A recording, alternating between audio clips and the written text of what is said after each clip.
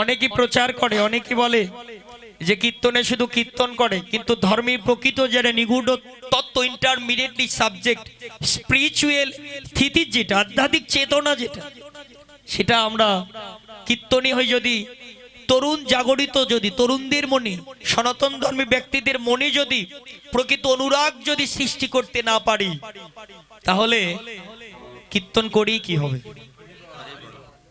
যদি কুপথেই যায়।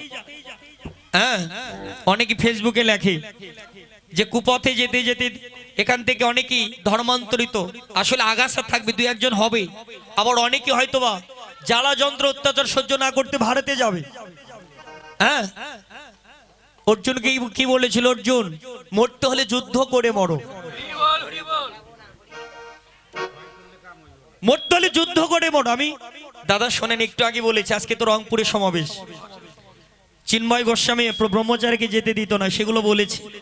এবং সন্ধ্যার উত্তরাগোষ্ঠী আসরে আমি যে কয়টা কীর্তন করি এগুলো বলারই চেষ্টা করি, যাতে তরুণেরা এগিয়ে আসে, আগের চাইতে অনেক এগিয়ে। ঢাকা বিশ্ববিদ্যালয়, ঢাকা কলেজ, জগন্নাথ বিশ্ববিদ্যালয়, এখানকার তরুণ প্রজন্ম কিন্তু এখন অনেক কিন্তু সচেতন।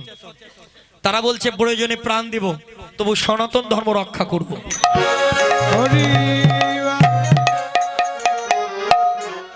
দেখলাম দাদারা সমাবেশ করলো, আপনি জানেন কিনা? আমার অর্ধাঙ্গিনও গিয়েছিল এই যে শাহবাগে, ওই শহীদ মিনারে। আমি বলেছিলাম, কিন্তু অনেক লোকের মধ্যে তো দেখা করতে পারেনি। আমার অর্ধাঙ্গিনী তো শ্যামলীতেই থাকে, জানেন না? তা যাই হোক, গিয়েছিল, আমি সময় পেলে যেতাম, কিন্তু যাই হোক ভাগ্যে হয়নি। আর যেটাই বলুন যে আপনারা ভয় করলেই ভয়, আসলে ভয়ের কিছু নাই। যত ভয় করবেন তত ভয়, কারণ পৃথিবীর শ্রেষ্ঠ অর্জনের ধর্ম হলো সনাতন ধর্ম। সব জ্ঞানের ভান্ডার, সব পাণ্ডিত্যের ভান্ডার হলো আমাদের মধ্যে। আজ থেকে 10, 11, 12 বছর পর যে স্কুলে আমি পড়তাম, ওই স্কুলে 13 জন মাস্টারের মধ্যে 7 জন মাস্টারই হিন্দু ছিল। আমার ভাতিজিকে বলে এখন কয়জন আছে? বলে একজন আছে। কিন্তু এখনো যারা সত্যেন্দ্রনাথ, রবীন্দ্রনাথ, বঙ্কিমচন্দ্র চট্টোপাধ্যায় MA পাস করেও ঠিক মতো লিখতে পারে না। কিন্তু আমাদের ধর্মে দেখবেন 8 পাস, তারাও কিন্তু প্রকৃত ব্যাকরণে জ্ঞানী। এটা কিন্তু আপনি পৃথিবীর কোথায় যাবেন, সেখানে গিয়ে দেখবেন ভালো কোনো পজিশনে আমাদের সনাতন ধর্মের আছে। এবার আমেরিকাতে কয়েকজন নয়, ভালো ভালো মন্ত্রী সভায়, মন্ত্রিত্ব স্থানে, অর্থমন্ত্রী, এই যে গোয়েন্দা সংস্থায়, কয়েকটা গোয়েন্দা সংস্থায় তো প্রধান তো তুলসী গেবাট, তারপরে আরেকজন যে বিবেক রাধাস্বামী একজন আছেন, ইসকনের ভক্ত, যে কয়জন আছে, বিশ্বের কোনো সংস্থান নেই, কিন্তু জাতিসংঘের 11 জন ঊর্ধ্বতন কর্মকর্তা হলো ইসকনের ভক্ত। অন্য কোনো ধর্মের অন্য কোনো সংস্থান নেই, এটা জানেন? তারা বাহিরে থেকে, আপনার মনে করবেন যে বাংলাদেশে হচ্ছে কিনা জানি না, কিন্তু বিশ্বের যে কোনো জায়গায় যাবেন, যদি বলেন আমি সনাতনী, আপনাকে প্রণাম করবে, আপনাকে ভালো করে দেখবে, কারণ জানে যে যারা সনাতনী তারা কখনো খারাপ মানুষ হতে পারে। আপনি যেখানেই যান, যে দেশেই যান, যদি বলেন আমি হিন্দু, আমি সনাতনী, আপনাকে তারা দেখবে, বলছে আপনি, কেন? ওরা জানে সৎ পথের পথিক আমরা কারো অন্যায় করি না, কারো কোনো কিছু জোর করে নেই না, কারো কোনো কিছুতে আমরা আঘাত করি না, কারো জমি দখল করি না, এগুলো আমাদের ধর্মে শিক্ষা দেয়নি। তাহলে এই ধর্ম, I can challenge, I am very proud for my religion. আমি আমার ধর্ম কিনে আমি গর্ব করি, কেন? আমি পৃথিবীর শ্রেষ্ঠত্ব ধর্মে জন্মগ্রহণ করতে পেরেছি বলে।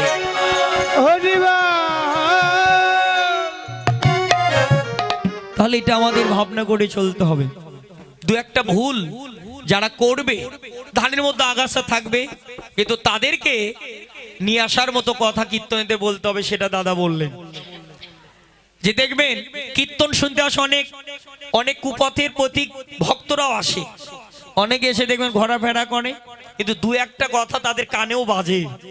যখন ভালো লাগার মতো কিছু কথা কানে বাজবে, তখন মনে করবে আরেকটু শুনি। এই শুনতে শুনতে দেখবেন তারা খারাপ পথ থেকে একদিন ভালো পথে আসবে। Best team attractives man's life way making honesty, integrity, intelligence, etc. অর্থাৎ যদি কেউ যত বড় খারাপ মানুষ হোক, একবার যদি ভালো মানুষ অর্থাৎ সাধু অর্থাৎ কৃষ্ণ ভক্তের সঙ্গ করতে পারে, খারাপ মানুষ যত খারাপ মানে ভক্তের সঙ্গ করতে পারলে, একমাত্র ভক্ত সঙ্গের বলেই খারাপ মানুষ ভালো হতে পারে। সাধু সঙ্গ সর্বশাস্ত্রী কয়, লবা মাত্র সাধু সঙ্গ যে সর্বপাপ মুক্তি। মিষ্টান্ন তৈরি করতো কে? এই যে দধি দুগ্ধ ঘৃত ঘোল দই মিষ্টি কে তৈরি করতো? গোয়ালেরা, ঘোষেরা। হ্যাঁ, কিন্তু আজকে ঘোষের দোকান কয়টা আছে? আছে, কিন্তু অন্যরা পেলো কেন? হয়তোবা কোনোদিন তাদেরকে এনে ডেকে এনে শিক্ষা দিয়েছিলাম, কারণ আমরা সঠিক ব্যবহার করতে পারিনি। বাজারে সেলুনের দোকান নরসুন্দরের কয়টা আছে? আমরা ভুল করিনি, আমরা ডেকে এনে শিক্ষা দিয়েছি, এজন্যই তো এখন তারাই বেশি। আপনি স্বর্ণকার, কর্মকার, এই যে পাল,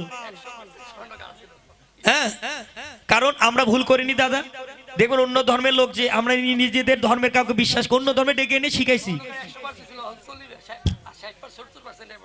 তাহলে আমাদের নিজের ধর্মের জন্য, নিজের ধর্মের মানুষকে আগে তুমি শিক্ষা দাও, আগে তাদেরকে আপন করে নাও, তারপর অন্যরা। যতক্ষণে তুমি তাদেরকে আপন করে নিতে না পারবে, তোমার জীবন ধন্য হবে না। আমি পরীক্ষণ বিদ্যালয়ে শিক্ষকতায়, ওখানে 2 মাস আমার পরীক্ষণে আমার শিক্ষকতা ছিল, পিটিআই পরীক্ষণ বিদ্যালয়। ওখানে গীতা পাঠ বললো, আমি স্যারকে বললাম সুপারসে স্যার গীতা পাঠ, বলছি গীতা পাঠ অনেকে পারে না, কিন্তু ছাত্রছাত্রী অনেক কয়জন আছে। আমি বলছি পারে না, না পারলেও করতে হবে, যেটা সংবিধানে লেখা আছে করতে হবে। তো বলছে তাহলে আপনি যখন আসেন একটু শিক্ষা দেন। এই 2 মাসে যতজন আছে সবাই গীতা, একবারে গীতার প্রতি অনেকগুলো শ্লোক মুখস্থ। এখন তারা বলে কে গীতা পাঠ করবে, হাত তুলে। স্যার আমি বলবো। এই যে একটা ভাবনা, কারণ গীতার মতো গ্রন্থের জ্ঞান যদি কারো হৃদয় একবার জাগে, আমি তো বলেছি তুলসীকে আবার কি বললেন, যে গীতার মতো পুস্তককে যারা একবার আয়ত্তে নিয়েছে তারা ভগবানকে আয়ত্ত করতে পেরেছে। যাই হোক, 10টা পার হয়ে গেছে। আমাকে বললো কিছুক্ষণ আর একটু কীর্তন বাড়াতে, সময় বাড়াবো, সময় অনেক অতিবাহিত হয়ে গেছে। আপনার উত্তরাগস্টের সময় আপনারা থাকবেন, দেখে আরো কিছু বলার চেষ্টা করব। আমারও ইচ্ছা জাগে, কারণ কীর্তন করে, শুধু কীর্তন করে যারা প্রথমে কীর্তন শুনতে আসে তারা তো শুধু কীর্তন বোঝে না, বলে কি বলতেছে, কিন্তু তাদেরকে আগে বোঝানোর মতো কিছু কথা বললে তারা আগ্রহ প্রকাশ করবে, তারা কীর্তন শ্রবণ করতে আসবে, দেখবেন একদিন তারা ভালো হয়ে যাবে। নিতাই গৌর হরি বল। এবার রাধারানী বললেন, আমার গোবিন্দ আমার অঙ্গের সৌরভের পিছনে দৌড়ায় দৌড়ায় রাধা নাম করে। এবার যমুনায় স্নানে যখন রত ছিল, ওদিকে নন্দালয়ে গোপাল সেবা দেওয়ার জন্য বাসি, এখন তো শীতের দিন বাসি দেওয়া যাবে না নাকি, বাসি সেবা দিলে গোপালের ঠান্ডা লাগতে পারে, তা কি করতে হবে, টাটকা গরম গরম গরম গরম সেবা দিতে হবে। তা আপনারা সেবা রেডি করুন, একটু পরে সেবা দেবেন গোপালের, রেডি করে রাখুন। তাহলে এজন্য বাথানে গাভী দহন করে যে দধি দে, যে দুগ্ধ পাওয়া যাবে সেটা দিয়ে ননি তৈরি করে গোপালকে সেবা দেওয়ার জন্য মা নন্দরানী এবং নন্দ মহারাজ বাথানো হইতে নন্দ আসিয়াঙ্গে বাতানো হইতে নন্দ আসিয়াঙ্গে রাম কৃষ্ণ বলে ডাকে উভরায়, রাম কৃষ্ণ বলে ডাকে উভরায়, হে এলো রাম কৃষ্ণ নন্দের বচনে, এলো রাম কৃষ্ণ নন্দের বচনে, আরে দহন করিব গাভী চলো যাই বাথানে, দহন করিব গাভী চলো বাথানে, আর বিলম্ব করিস না রে, আর বিলম্ব করিস না রে, গাভী দহনের সময় গেল, আর বিলম্ব করিস না রে, গাভী দহনের সময় যেন গেল, প্রেমানন্দে হরি বলে, গাভী দহনের সময় গেল, আর বিলম্ব করিস না রে, আর বিলম্ব করিস না রে। এবার আয় রামকৃষ্ণ আয়। রাম হলো বলরাম আর কৃষ্ণ হলো নন্দের নন্দন ভগবান কৃষ্ণ গোপাল।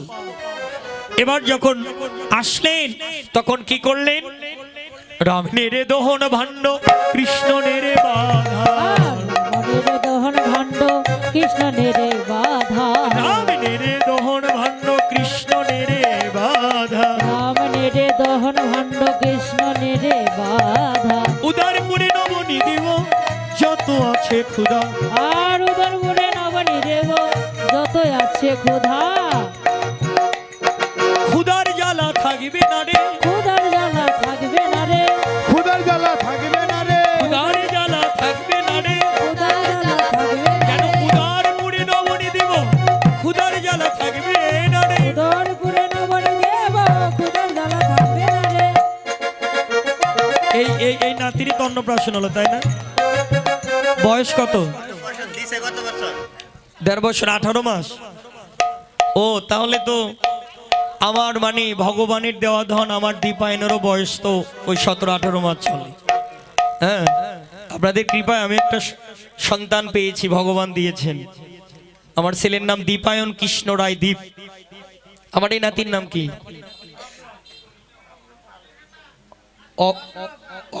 অগ্রপাল। খুব সুন্দর নাম। আপনারা এই অগ্রপালকে কি আশীর্বাদ করবেন? জীবনে কিছু হতে পারুক না, অন্তত যেন কৃষ্ণ ভক্ত হতে পারে। হরি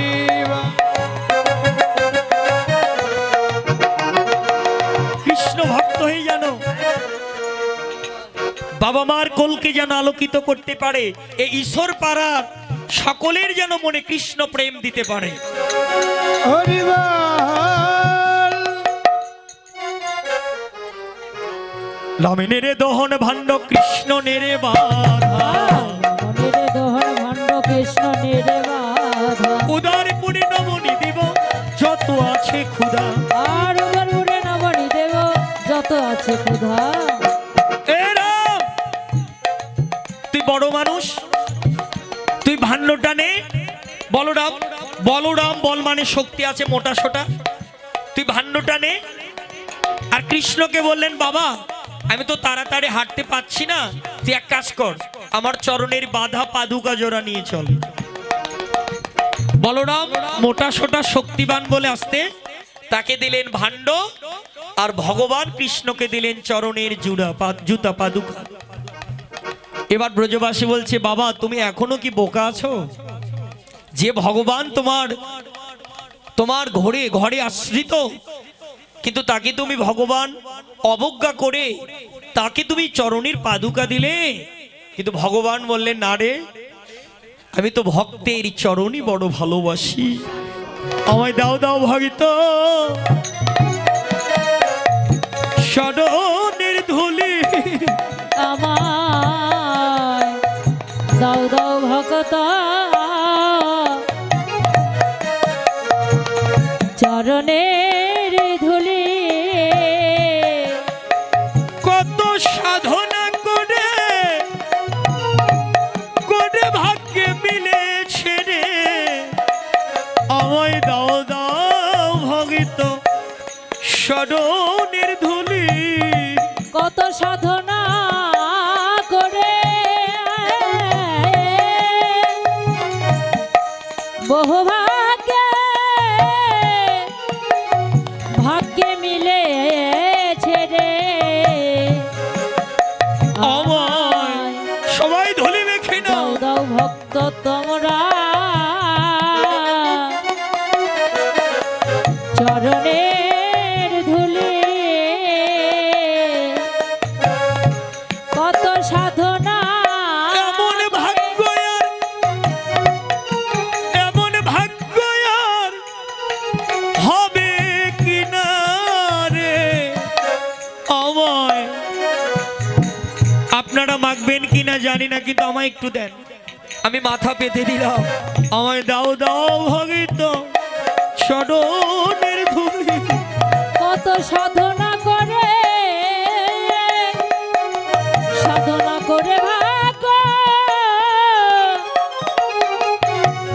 ভাগ্য মিলেছে রে।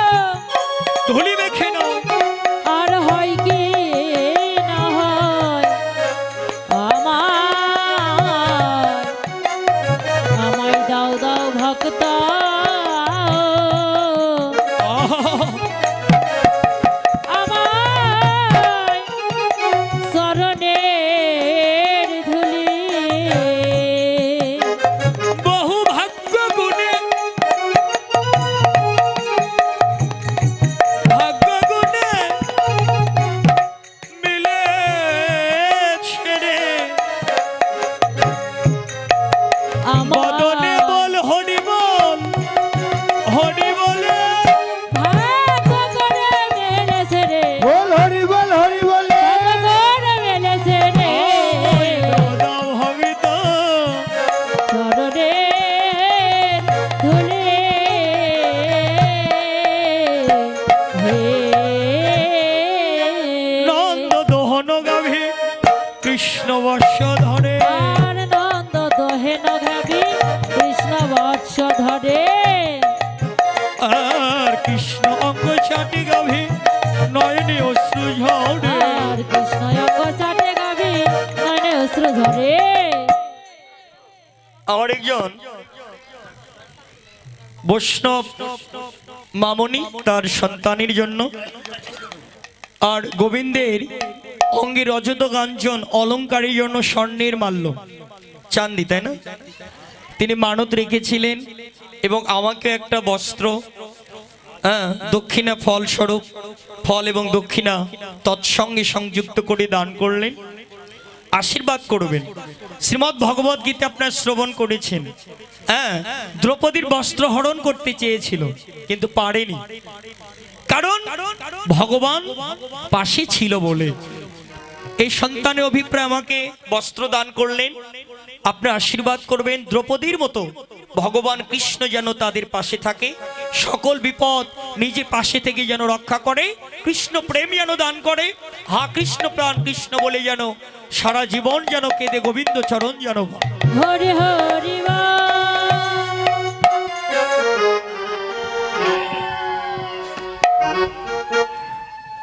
কারণ গোপালের অভিপ্রায় আজকে একটু পর গোপালের সেবা হবে। গোপালের সেবার অভিপ্রায় দান করলে আপনার আশীর্বাদ করবেন। দুঃখের বিষয়, যদি কোনো নিঃসন্তান মা থাকে, সন্তান নেই, ভগবানের কাছে প্রার্থনা করছেন, আপনি গোপাল সেবার অভিপ্রায় দান করবেন এবং ভক্তির কাছে প্রার্থনা করবেন, হে প্রভু আমাকে যেন গোপালের মতো একটা সন্তান দাও। ভক্তির কৃপা যদি হয়, নিঃসন্তান মা যেন সন্তান পেতে পারে।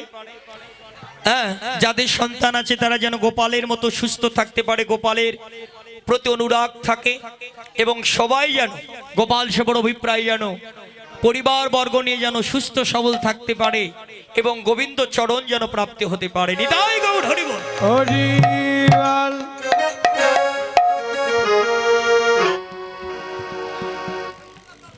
এবার নন্দ গাভী দহন করে আর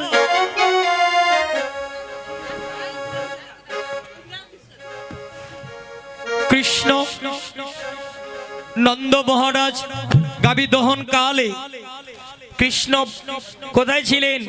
গাভীর বদনের নিচে, বদন থেকে অশ্রু জল ঝরে পড়ছে, অঙ্গবাণে তার বদনের গাভীর বদন চুম্বন দিচ্ছে কৃষ্ণের অঙ্গে এবং অশ্রু জল গোবিন্দের চরণ বয়ে পড়ছে আর বলছে, হে গোবিন্দ, হে প্রাণ বল্লভ, তুমি কৃপা করে আমাদেরকে পশুকুলি জন্ম দিয়েছ, কিন্তু আমাদের চাপ একটা, যেন গোপালের সেবা লাগিতে পারি, যেন গোপাল সেবা লাগিতে পারি। ওরে জন্মে নয় জনমে জনমে গোপাল সেবায় লাগিতে পারি, যেন এ জন্মে নয় জনমে জনমে যেন যেন গোপাল সেবায় লাগিতে পারি। আর যত দুগ্ধ চাই নন্দ তত দুগ্ধ পাই, আর যত দুঃখ চাই নন্দ তত দুঃখ পাই, আর তত দুঃখ পাই নন্দ কৃষ্ণের কৃপায়। আর তত দুঃখ পাই নন্দ কৃষ্ণের কৃপায়। এতদিন বাসুরিকে যখন দহন করার সময় একটু মায়ের স্তনেযুক্ত পান করতে দিয়ে দূরে বেঁধে রাখে, ওই বাসুরিকে চুপ করে থাকে, ছটপট ছটপট করে যে আমি মায়ের দুগ্ধ পান করব, আমাকে ছেড়ে দাও, কিন্তু আজকে বেঁধে রাখারও দরকার নেই। আজকে গোপালের অঙ্গ পানে কাছে গিয়ে ও গোপালের নিকটে গিয়ে গোপালের অঙ্গ সুগন্ধ আস্বাদন করছে, আর নয়ন জল দিয়ে গোপালের চরণ ধৌত করায় দিচ্ছে, আর বলছে আজকে মায়ের দুগ্ধ পান করব না, এই অভুক্ত দুগ্ধ যেন গোপালের সেবায় যেন লাগতে পারে। ভাণ্ড উপচে পড়ে যায়, তবু দুগ্ধ দান করেই যাচ্ছে। দুগ্ধ দহন ঘরে আয়লা নীলমণি, এ যদু নন্দন কহে ধন্য ধন্য রানী। মা নন্দ রানী এবার গোপাল সেবার নিমিত্তে ক্ষীর নবনী রন্ধন করে গোপাল বদনে সেবা দেবে, কিন্তু সেবা করছে না। গোপালের শিরোপীড়া ব্যাধি, এই ব্যাধি যতক্ষণ থাকবে ভালো করে সেবা করবে না। ভালো হবার একমাত্র উপায় যদি কোনো সতী নারী গোপালকে সেবা দেয়। শুধু বৃন্দাবনে নয়, এই সমগ্র বিশ্ব ব্রহ্মাণ্ডে পূর্ণ সতী একজনই, সে হলো কে? শ্রীমতী রাধারানী। কোথায় আছে? যমুনায় জল আনতে গেছে। এবার যমুনায় থেকে রাধারানীকে জল আনে ফেরার সময় তাকে ডেকে আনলেন এবং রন্ধনশালায় প্রবেশ করে ক্ষীর নবনী রান্না করে গোপাল বদনে এবার ভক্ত হয়ে ভগবানের বদনে সেবা দেওয়ার জন্য যখন ধরলেন, ধরা মাত্র নয়নে নয়নে মিলন হলো, নয়নে নয়নে মিলন হলো, মিলন হলো, নয়নে নয়নে মিলন হলো, নয়নে নয়নে মিলন হলো, গোপালের ব্যাধি ভালো হলো, নয়নে নয়নে মিলন হলো। হরে বদন হরি হরি বলো, নয়নে নয়নে মিলন হলো, যেন মায়ের কোলে মিলন হলো, মায়ের কোলে মিলন হলো, প্রেমানন্দে হরি বলো, মায়ের কোলে মিলন হলো। প্রেমানন্দে হরি বলো, মায়ের কোলে মিলন যুগল হলো। সেবন্তে রাধারানী ঘরে গেল, রাধারানী ঘরে গেল, প্রেমময় ঘরে গেল, প্রেমময়ী ঘরে গেল, প্রেমানন্দে হরি বলো, প্রেমময় ঘরে গেল। প্রেমানন্দে হরি বলো, প্রেমময়ী ঘরে গেল। এবার মানন্দের গোপালকে আপন করে পেয়ে কোলে বসায়ে গোপালের সেবা দিতে লাগিল। গোপাল সেবা দিতে লাগিল। আপনারা যারা দূরে আছেন, হয়তোবা গোপাল সেবার অভিপ্রায় নিকটে আসা একটু কষ্টদায়ক হবে, যেহেতু আমার মামনিরা গোপাল সেবা দেবে। হ্যাঁ, তো যাই হোক, আমার দলের আমার ভাতিজাকে পাঠালাম। আপনারা যে যেখানে আছেন, আমার মায়েরা তো সেবা দিয়ে দেবেই। এরপর আপনারা যারা দূরে দূরে গোপাল সেবা দিতে লাগিল। সেবা দিতে লাগিল, লাগিল গোপালের মামনি যারা সেবা দিতে লাগিল। গোপালেরও মামুনি যারা সেবা দিতে লাগিল, আপন কোলে গোপাল নিয়ে সেবা দিতে লাগিল। আপন কোলে সেবা দিতে লাগিল, আপন কোলে গোপাল নিয়ে সেবা দিতে লাগিল। ওহে ওহে ওহে ওহে ওহে ওহে ওহে ওহে গোপাল সেবা দিতে লাগিল।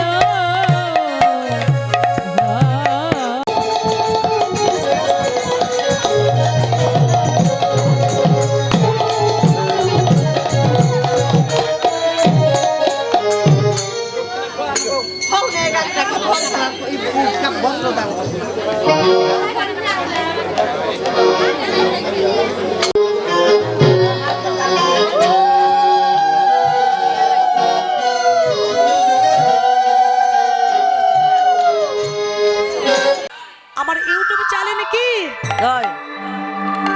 এই যে কীর্তন মিডিয়া দাদা খুব ভালো দাদা আছে, সবাই চলে গেলে এটা যাবি না, এটা থাকবি। খুব ভালো, এনার চ্যানেলে ভালো ভালো কীর্তন আছে। কীর্তন মিডিয়া টিম লিখবেন, অনেক কীর্তন আসবে, আপনারা শুনবেন। আমাদের অনেক কীর্তন ছাড়া আছে। আমার ইউটিউবে চ্যানেল নাকি আমার এই দাদা আমার অনেক কীর্তন সেরেছে বাবা। আমার এই কীর্তন মিডিয়া টিম লিখলে বহু কীর্তন, আমার কীর্তন, অন্যান্য কীর্তন বাউল গান, কবি গান, শব্দগান, লীলা কীর্তন, নাম কীর্তন অনেক কিছু পাবেন। আপনারা এই চ্যানেলটা সাবস্ক্রাইব করবেন, এটা আমার অনুরোধ।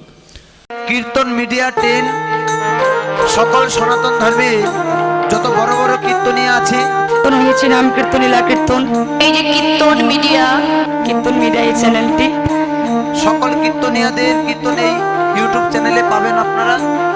সনাতন ধর্মীয় অনুষ্ঠান ইউটিউব চ্যানেল কীর্তন মিডিয়া, আপনারা সাবস্ক্রাইব, নতুন নতুন কীর্তন আপনারা সাবস্ক্রাইব করবেন। এবং অষ্টকালীন নীলা কীর্তন, গীতা পাঠ, মহানাম যজ্ঞ অনুষ্ঠান, এক নাম নীলা কীর্তন, আপনারা সকলেই ওই চ্যানেলে সাবস্ক্রাইব করবেন। গীতা পাঠ, ভাগবত পাঠ সকল কিছু এই চ্যানেলে দেখতে পাবেন।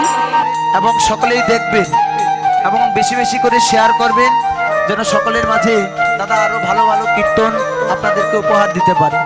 কীর্তন মিডিয়া সকল ভক্তগণই এই চ্যানেলটি দেখবেন। হ্যাঁ, তো গৌর হরি বল। হরি বল, হরি বল।